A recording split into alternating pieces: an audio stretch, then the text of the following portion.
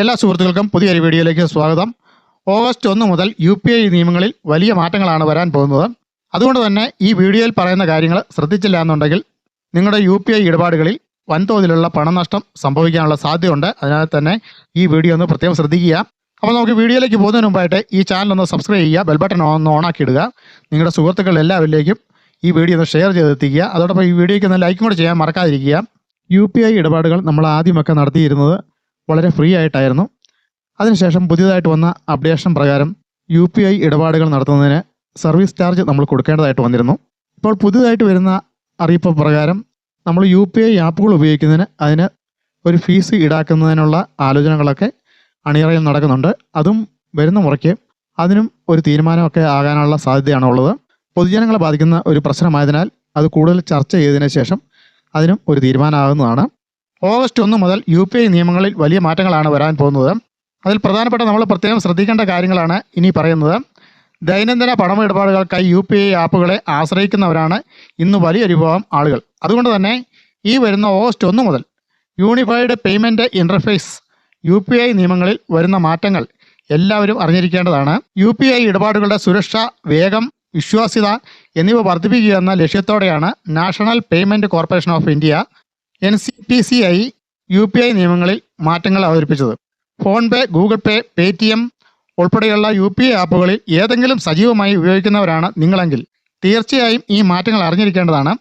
നിങ്ങൾ account balance തിരയുന്നതിലും പണം അയക്കുന്നതിലും ഇടപാടുകൾ കൈകാര്യം ചെയ്യുന്നതിലുമെല്ലാം പുതിയ നിയമങ്ങളിലൂടെ മാറ്റം വരും. ഇന്ത്യയിൽ 600 കോടി UPI ഇടപാടുകൾ നടക്കുന്നുണ്ടെന്നാണ് കണക്കുകൾ.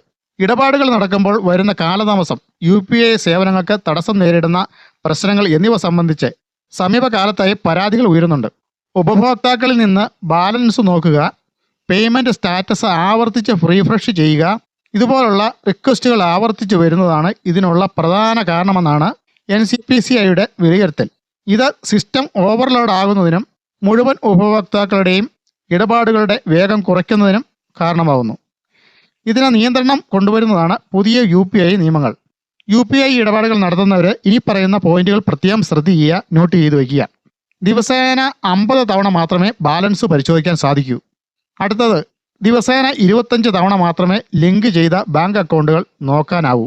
അടുത്തത്, വിവിധ സബ്സ്ക്രിപ്ഷനുള്ള ഓട്ടോ പേ ഇടപാടുകൾ ഒരു ദിവസമുടനീളം തോന്നും പോലെ നടക്കുന്നതിന് പകരം ഇനി നിശ്ചിത സമയങ്ങളിൽ മാത്രമേ ഓട്ടോ പേ ഇടപാടുകൾ നടക്കൂ. അടുത്തത്, പണമിടപാട് നടത്തിയതിൻ്റെ സ്റ്റാറ്റസ് പരിശോധിക്കുന്നതിന് ദിവസേന 3 തവണ മാത്രമേ സാധിക്കൂ. ഒരു തവണ പരിശോധിച്ചാൽ പിന്നീട് 90 സെക്കൻഡിന് ശേഷം മാത്രമേ അടുത്തതിന് സാധിക്കൂ. അപ്പോൾ ഇത്രയും കാര്യങ്ങളാണ് പ്രധാനപ്പെട്ടതായിട്ട് ഓഗസ്റ്റ് 1 മുതൽ UPI ഇടപാടുകളിൽ വരുന്ന മാറ്റങ്ങളിൽ പ്രധാനപ്പെട്ട കാര്യങ്ങൾ ഇതൊക്കെയാണ്. അപ്പോൾ ഈ കാര്യങ്ങളൊക്കെ ശ്രദ്ധിച്ച് മാത്രമേ നിങ്ങൾ UPI ഇടപാടുകളിൽ പണമിടപാടുകൾ നടത്താൻ ശ്രമിക്കാവൂ.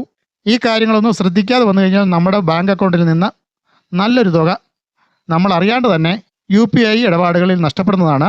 അപ്പോൾ ഈ കാര്യങ്ങളെല്ലാം പുതിയതായിട്ട് വന്നിരിക്കുന്ന ഈ നിയമങ്ങളിൽ വന്നിരിക്കുന്ന മാറ്റങ്ങളെല്ലാം നിങ്ങൾ വളരെയധികം ശ്രദ്ധിക്കുക. UPI ഇടപാടുകൾ സുരക്ഷിതമാക്കാനായിട്ട് ശ്രദ്ധിക്കുകയും ചെയ്യുക.